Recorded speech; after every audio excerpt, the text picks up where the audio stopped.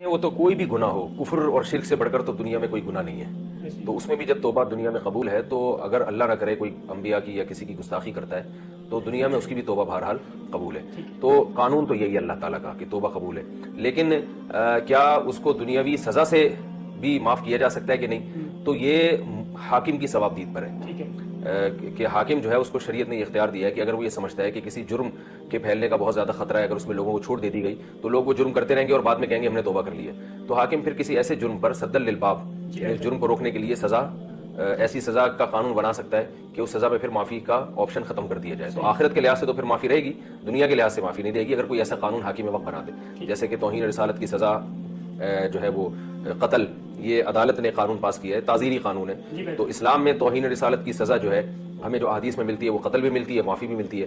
تو اب اگر ہم معافی والے پہلو کو لے کر آئیں گے تو یہاں تو آپ کو پتہ ہے فیس بک پہ اور واٹس ایپ پہ لوگ ایک تماشا کھڑا کر دیں گے جو بھی اسلام دشمن عناصر ہیں، اور وہ رسول اللہ صلی اللہ علیہ وسلم کی شان میں توہین کرنا شروع کر دیں گے۔ جب سزا ہوگی تو وہ فوراً کہتے ہیں ہم نے معافی مانگ لی۔ تو ایسی صورت میں یہ اس کی بہت ساری مثالیں ملتی ہیں، تعزیری قانون بنایا جا سکتا ہے کہ جیسے دیکھیں کوئی لال بتی توڑ کے آگے جاتا ہے تو حکومت کو اختیار ہے نا اس کو معاف بھی کر دے کہ بھائی چلو سوری کر لی، معاف کر دو، لیکن معاف کرتی نہیں ہے گورنمنٹ، شرعاً تو اختیار ہے لیکن کرتی اس لیے نہیں کہ پھر تو سارے توڑ تاڑ کے سگنل جاتے رہیں گے۔ تو سیاست کا تقاضا یہی ہے کہ کچھ قوانین ایسے ہوتے ہیں جن میں اگرچہ شریعت نے معاف کرنے والے کو معافی کا آپشن دیا ہوتا ہے لیکن سیاستاً گورنمنٹ کو بھی اجازت دی ہوتی ہے کہ وہ قانون سازی کر سکتی ہے۔ تو توہین رسالت ہے یا انبیاء کی توہین ہے، اگر کوئی واضح لفظوں میں کرے اور اس میں ایک صاف قرائن سے پتہ چلتا ہو کہ اس کی نیت توہین کے علاوہ کچھ بھی نہیں تھی، کوئی غلط فہمی نہیں ہوئی تو، اور توہین ہی کی ہے دو ٹوک لفظوں میں، تو پھر اس میں جو حکومت پاکستان کا قانون ہے جو بالکل درست ہے کہ پھر وہ قابل معافی نہیں ہے۔ زاد المعاد امام ابن قیم رحمۃ اللہ علیہ کی تیسری جلد، حضور کو کوئی گالی دے، مسلمان دے، یہ ہماری رہی ذمہ دیں، یا کوئی ایسا غیر مسلمان جن سے ہمارا معاہدہ بے شک انڈیا یا دوسرے ملکوں میں رہتا، ثابت عنہ صلی اللہ علیہ وسلم انہ قضا باحضار دم ام ولد العامہ، وہی حدیث جو میں نے سنائی کہ حضور علیہ الصلوۃ والسلام سے ثابت ہوا ہے کہ آپ نے نابینے صحابی نے جب اپنے بچوں کی ماں کو قتل کیا، قتل مولا علیہ صاحب، اپنی لونڈی کو اس نے قتل کر دیا، تو رسول کریم علیہ السلام نے اعلان فرمایا کہ اس کے خون کی کوئی قیمت نہیں، کوئی اس کا معاوضہ نہیں، نہ اس کا کوئی نوٹس لیا جائے گا۔ وقتل جماعت من اليہود علی سبہ واذاہ، اور اسی طرح یہودیوں میں سے جو حضور کو گالیاں دیتے تھے اور دکھ دیتے تھے، آپ نے باقاعدہ دستے بھیج کر، صحیح بخاری میں قتل کعب بن اشرف پڑھنا، دستے بھیجے اور بقیع تک گئے رخصت کرنا، دعا کی کہ ان کی مدد کرنا، بڑے عجیب طریقوں سے رافع کو خیبر میں اور کعب بن اشرف مدینہ میں قتل کرا، اور آج تک یہ سارے چیختے ہیں کہ یار ایسا دھوکہ، حضور نے کہا اگر تمہیں غلط باتیں نہیں کرنا پڑے کر لیں مگر ان کا خاتمہ کرو، یہ اللہ رسول کو دکھ دیتے ہیں۔ تو فرمایا یہودیوں کو بھی قتل کیا، وَأَمَّنَ النَّاسِ یوم الفتح، اور فتح مکہ جس دن ہوا، یہ رحمۃ اللہ عالمین کی سنا رہا ہوں، بکواس کرتے ہیں حضور پورا برداشت، حضور نے تو سر اڑا دیا ان کے۔ مکہ جس دن فتح ہوا ساری دنیا کو چھٹی دے دی کہ معافی ہے، الا نفر ممن کان یؤذی یحجو، فرمایا 4 آدمی کعبے کے غلاف کے ساتھ بھی لٹکے ہوں گے نہ چھوڑنا، قتل کر دو، اللہ کے رسول کی توہین کرتے ہیں اور دکھ دیتے ہیں۔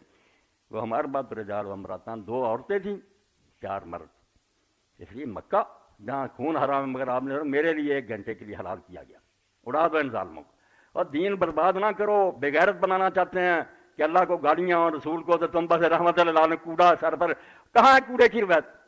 ہاں مولوی بھی توبہ کریں اور یہ بھی بات آ گئی، ورنہ دکھائیں کوئی کتاب بنی ہے کہ جس میں یہ روایت ہے۔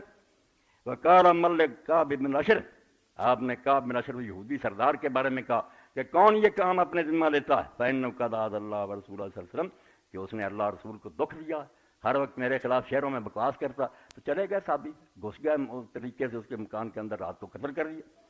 وَأَحْضَرَ دَمَهُ وَدَمَ أَبِي رافع، ابی رافع یہودی اور کعب کا خون آپ نے کہا کوئی اختیار نوٹس نہیں، ختم کرو۔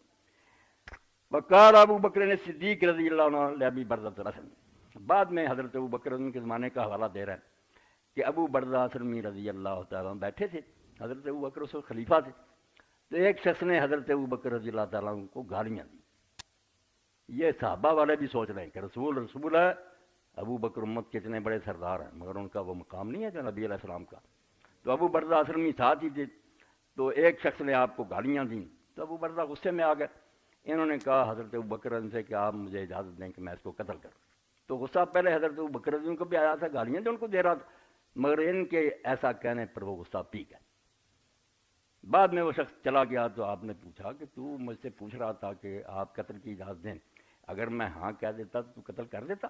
انہوں نے کہا ہاں یا حضرت میں نے چھوڑنا تھا. آپ نے فرمایا اسی لیے میں غصابتی کیا تھا.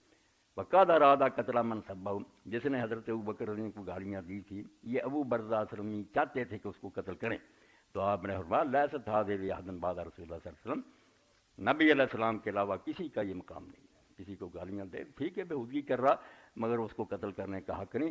یہ مقام صرف محمد عربی صلی اللہ علیہ وسلم حضور کا مرتبہ کہ دو شخص یہ جرت کرے گا وہ نہیں زندہ رہے گا.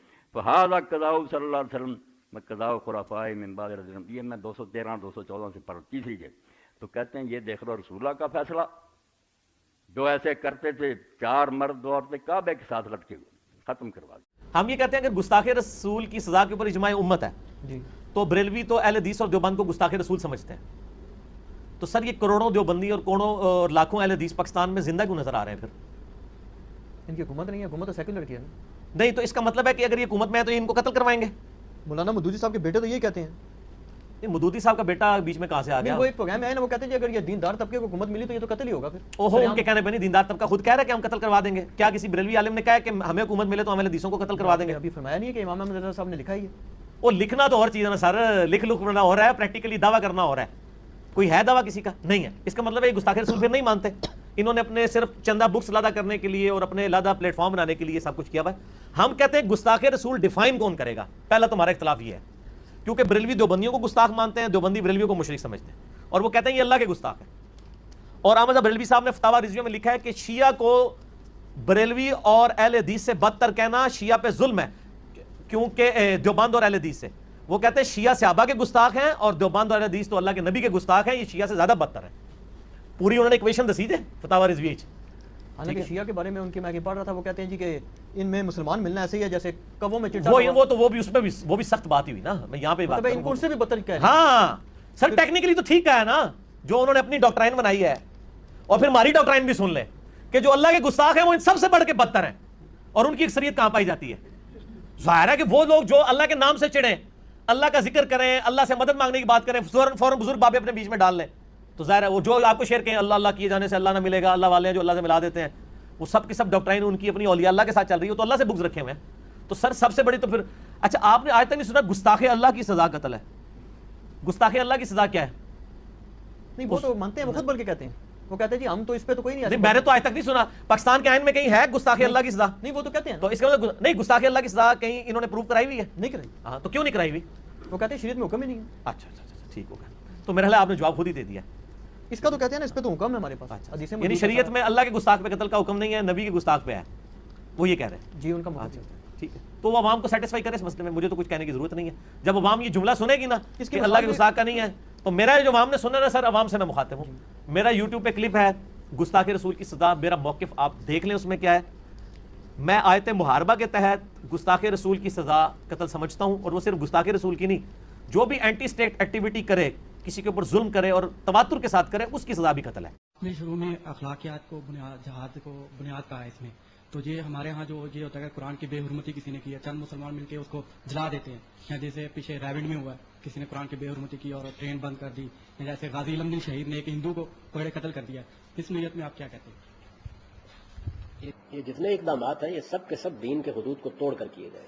اللہ تعالیٰ نے جو دین میں حدود بیان کیے ہیں ان میں کسی انسان کی جان کسی کو لینے کا حق نہیں. اگر کسی نے کسی جرم کا ارتکاب کیا ہے تو معاملہ قانون اور عدالت میں جانا چاہیے.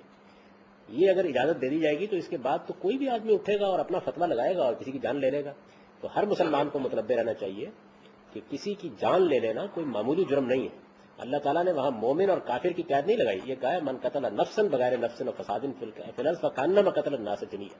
ساری انسانیت کا قتل قرار دے دیا ایک انسان کی جان لینا. پھر دوسری جگہ واضح کر دیا کہ یہ جان لینا کسی کی ایسا جرم ہے کہ اس کے نتیجے میں اللہ تعالیٰ ابدی طور پر جہنم میں ڈال دیں گے. یعنی شرک کے بعد گویا یہ ایک بڑا جرم بن جاتا ہے کہ جس میں باہر نکلنے کے امکانات ختم ہو جاتے ہیں. تو اس وجہ سے بڑا احتیاط کا رویہ اختیار کرنا چاہیے اس میں. اور اگر کسی نے کسی جرم کا ارتکاب کیا ہے تو پھر اس کا معاملہ عدالت میں جائے گا. عدالت میں جانے کا مطلب کیا ہوتا ہے؟ گواہیاں ہوں گی, معاملے کی تحقیق ہوگی, اس کا بیان سنا جائے گا. اس کے بعد عدالت فیصلہ کرتی ہے کہ اس جرم کی نوعیت کیا ہے, اس پر کیا سزا دی جا سکتی ہے. یہ ہر آدمی کا حق نہیں ہے. جس نے بھی ایسا کیا اس نے حدود سے تجاوز کیا, اور حدود سے تجاوز کسی حال میں بھی اللہ کے ہاں قابل